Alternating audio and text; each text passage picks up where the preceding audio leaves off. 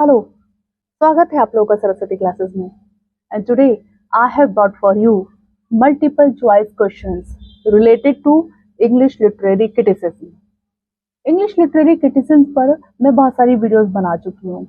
Almost सारे critics मैंने cover कर लिए हैं, तो अगर आप चाहें तो उन वीडियोस को देख सकते हैं। तो हम शुरू करते हैं आज का chapter. The first question is, of the five conditions of the sublime, according to Longinus, the most important condition is, options हैं, vigorous treatment of passions, majesty of the structure, a lofty cast of mind, a wide range of thoughts. Answer दीजिए। Answer है a lofty cast of mind। मैंने लॉन्जिनस आप लोगों को पहली video में पढ़ाया है, जिसमें बताया मैंने कि ऑन द सबलाइम वर्क लॉन्जिनस ने लिखा था, और उसमें उन्होंने लिटरेचर में सब्लिमिटी लाने के लिए 5 कंपोनेंट बताए थे, जिसमें से पहला है grandeur of thoughts. It means वो व्यक्ति जो लिटरेचर लिख रहा है उसके दिमाग में विचार उच्च कोटि के होने चाहिए। ये सबसे पहली प्राथमिकता है सबलाइम वर्क की। Longinus sets out 5 sources of sublimity. First is great thoughts, second, strong emotions, third, certain figures of speech, fourth, noble diction, and dignified word arrangement. It means dignified composition. In tradition and individual talent. According to T.S. Eliot, the term tradition usually means. T.S. Eliot का एक famous critical ऐसे है tradition and individual talent, जिसमें उन्होंने tradition को usually किस अर्थ में लिया है। First is something positive, second something negative, third something historical and fourth something old. Answer है समथिंग हिस्टोरिकल। आगे देखिए, कुछ लाइंस भी हैं जो हमने कोट की हैं tradition and the individual talent से। The historical sense involves a perception not only of the pastness of the past, but of its presence. The historical sense compels a man to write not merely with his own generation in his bones, but with a feeling that the whole of the literature of Europe. इन लाइनों में T.S.. Elliott ये कहना चाह रहे हैं कि जो writer आज ग्रेट वर्क लिखना चाहते हैं उनको ट्रेडिशन में जाना पड़ेगा। इट मीन्स पास्ट में, हिस्ट्री में जो ग्रेट राइटिंग्स लिखी हुई हैं उनको मनन करना पड़ेगा, उनको ध्यान से पढ़ना पड़ेगा, तभी वो अच्छा लिटरेरी वर्क लिख पाएगा।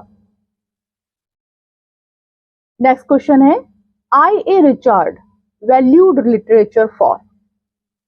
आई.ए. रिचर्ड जिन्होंने प्रैक्टिकल क्रिटिसिज्म बुक लिखी थी, वो लिटरेचर को किस लिए वैल्यू देते हैं? वो क्या कहते हैं कि literature is valued for satisfying impulses of human beings, giving us a cathartic experience, being imaginative, being intuitive. तो आंसर है आपका satisfying impulses of human beings.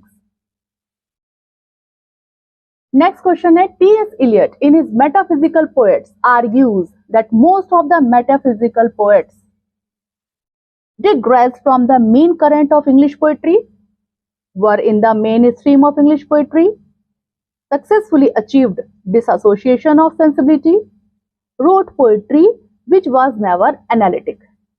T.S. Eliot ने एक ऐसे लिखा है, the metaphysical poets. T.S. Eliot metaphysical poets को पसंद करते थे, उनकी प्रेज करते थे।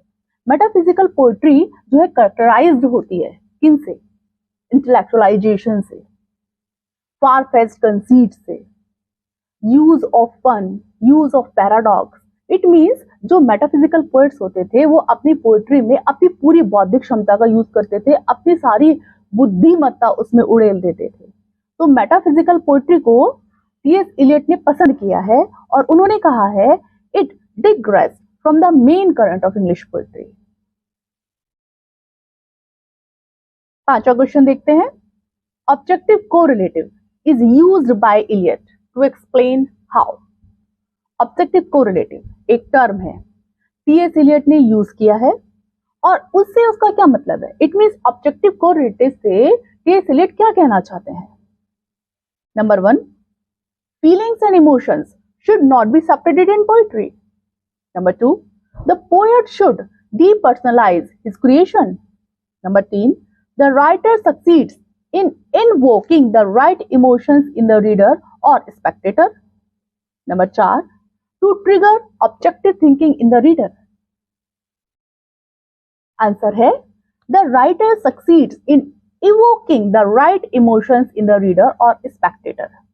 ऑब्जेक्टिव कोरिलेटिव का क्या मतलब होता है?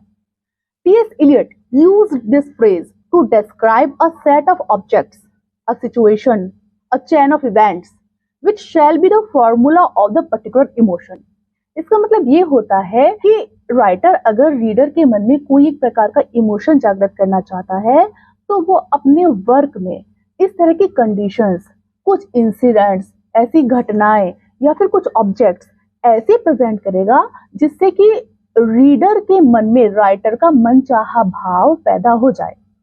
फॉर एग्जाम्पल, अगर राइटर ये चाहता है कि रीडर के मन में डर का, टेरर का भाव पैदा किया जाए तो अपने लिटरेरी वर्क में वो रात के सीन, हॉरिबल सीन्स रखेगा। बिल्कुल गुप्त अंधेरा होगा, इधर उधर से खतरनाक आवाजें आ रही हैं, बिजली कड़क रही है, बारिश हो रही है, तूफान चल रहा है। तो ये जो सिचुएशन है, ये जो दृश्य है, राइटर के द्वारा रीडर के मन में टेरर का भाव पैदा करने के लिए रखे गए हैं। तो यही ऑब्जेक्टिव कोरिलेटिव कहलाता है। In tradition and individual talent, Eliot describes the workings of the poet's mind in terms of which of the following? T.S. Eliot ने कैसे लिखा है The Tradition and Individual Talent? उसमें उन्होंने बताया है कि पोएट का माइंड किस तरह से वर्क करता है, किससे उसका कंपेयर किया है। Natural selection, number 2 a chemical reaction, number 3 a flooring, number 4 a cornucopia. Answer है अ केमिकल रिएक्शन। देखिए, टीएस एलियट पर मैं एक वीडियो पहले बना चुकी हूं जिसमें मैंने ट्रेडिशन एंड इंडिविजुअल टैलेंट इस ऐसे को अच्छे से डिटेल में डिस्क्राइब किया है। इसी में टीएस एलियट कहते हैं कि जो राइटर का माइंड होता है वो एक तरह का कैटलिस्ट का काम करता है पोएटिक क्रिएशन में। इमोशंस, फीलिंग्स, सिचुएशंस सबको मर्ज करके राइटर का माइंड क्या प्रोड्यूस करता है? Beautiful poem. देखिए, मैंने यहाँ पे एक पिक्चर भी दी हुई है, इससे आपको इजीली समझ में आ जाएगा। Oxygen plus sulphur dioxide platinum की प्रेजेंस में बना रहे हैं H2SO4 सल्फ्यूरिक एसिड। इसी तरीके से इमोशंस और फीलिंग्स मर्ज होती हैं पोएट के माइंड में और क्या बनता है, क्या प्रोडक्ट निकल के आता है? पोयम। क्वेश्चन नंबर 7 देखिए, the word anagnorisis used by Aristotle does not mean anagnorisis means क्या नहीं होता है?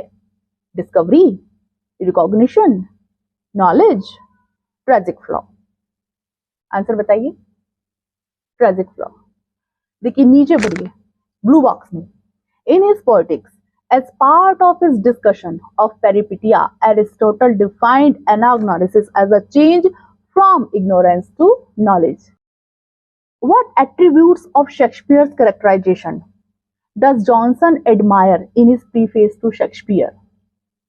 डॉक्टर जॉनसन ने प्रीफेस टू शेक्सपियर लिखा है, उसमें वो शेक्सपियर की कैरेक्टराइजेशन की कौन सी क्वालिटीज की प्रशंसा करते हैं, प्रेज करते हैं?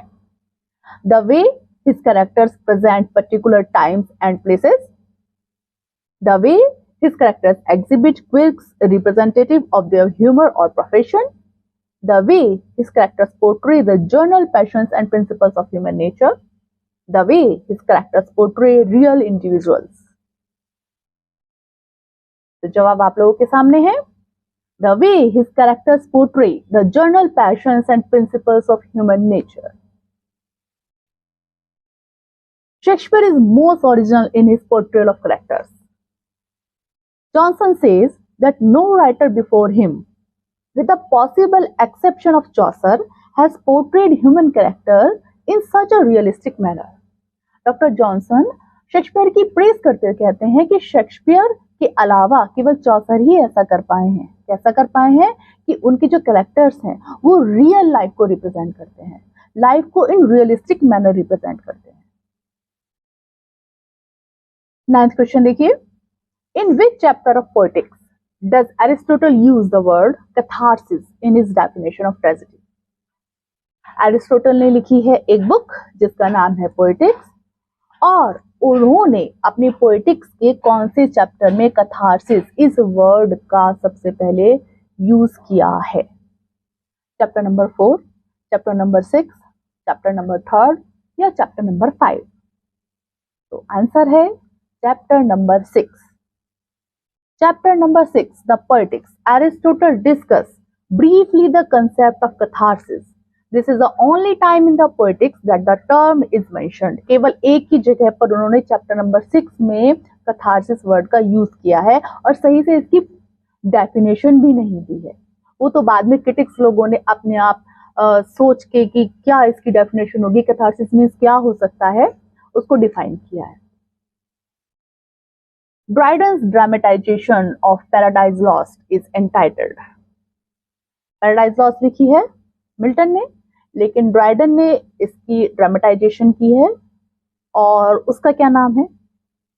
All for Love, The State of Innocence, Annus Mirabilis या Religio Medici? आंसर है The State of Innocence. The State of Innocence is a dramatic work by John Dryden. It was written around 1673 to 1674. 1673 से 1674 में लिखा गया था और ये publish हुआ था 1677 में. 11th क्वेश्चन है, what according to Aristotle in Poetics is expected as the protagonist of tragedy? Aristotle की पोएटिक्स में एक ट्रेजिक हीरो का जो प्रोटागनिस्ट है ट्रेजेडी का, उसका क्या कैरेक्टरिस्टिक होना चाहिए? That he must obey the gods, that he must be great, that he must be good, that he must be heroic. Answer है that he must be good. Aristotle कहते हैं कि एक ट्रेजिक कैरेक्टर को good होना चाहिए, virtuous होना चाहिए, लेकिन उसको गॉड लाइक नहीं होना चाहिए. मीन्स उसको सारे ही गुण नहीं होने चाहिए उसमें. अगर उसमें कोई गुण ही नहीं होगा तो वो गॉड लाइक हो जाएगा. देखिए येलो वाले बॉक्स में देखें, the Aristotelian hero is characterised as virtuous but not eminently good, which suggests a noble or important personage who is upstanding and morally inclined while nonetheless subject to human error. Means क्योंकि जो मनुष्य होते हैं उनमें कोई ना कोई बुराई तो एक होती ही है, वो जरूर होनी चाहिए. एक ट्रेजिक फ्लॉ जरूर होना चाहिए, तभी तो ट्रेजेडी कंप्लीट होगी, तभी तो ट्रेजेडी उसके ऊपर बेफाल करेगी, तभी तो वो ट्रेजिक हीरो हाई से लो में जाकर गिरेगा.